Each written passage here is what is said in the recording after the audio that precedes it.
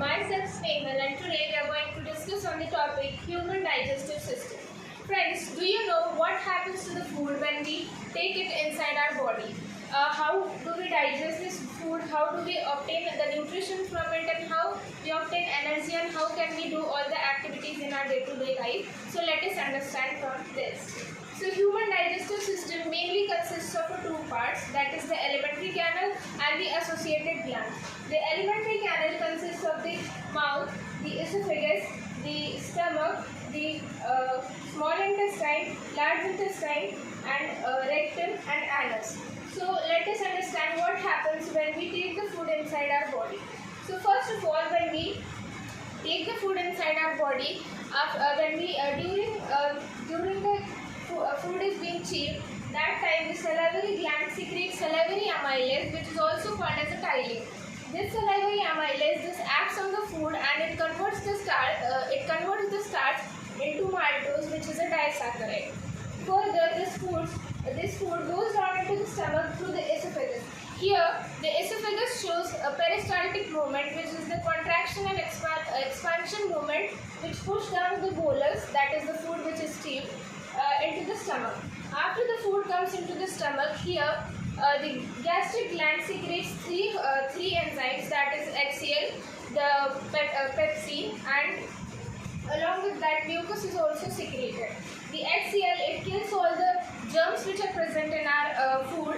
The mucus, it protects our stomach from the corrosive effect of HCl, and along with that the pepsin which is secreted, this pepsin acts on the proteins and it converts the proteins into amino acids, peptones and proteases.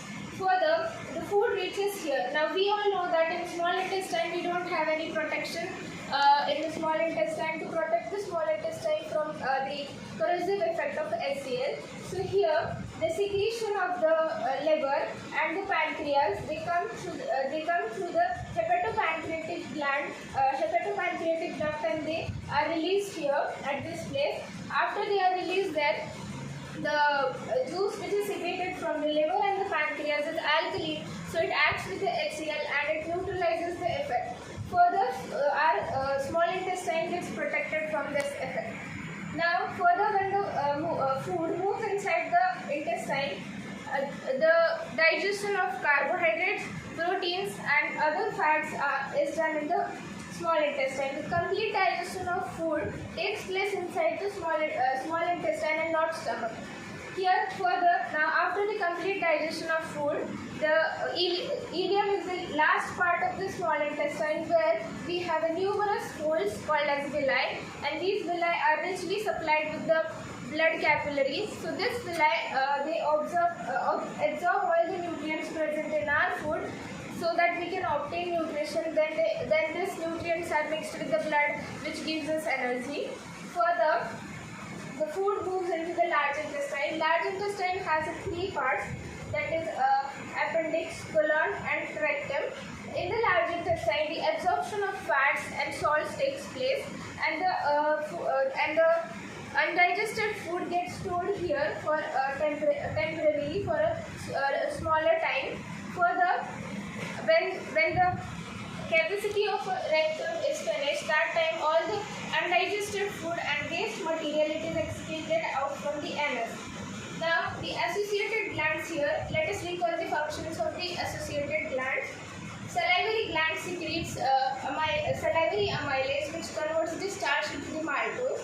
Pancreas secretes the pancreatic juice, which converts the proteins into amino acids.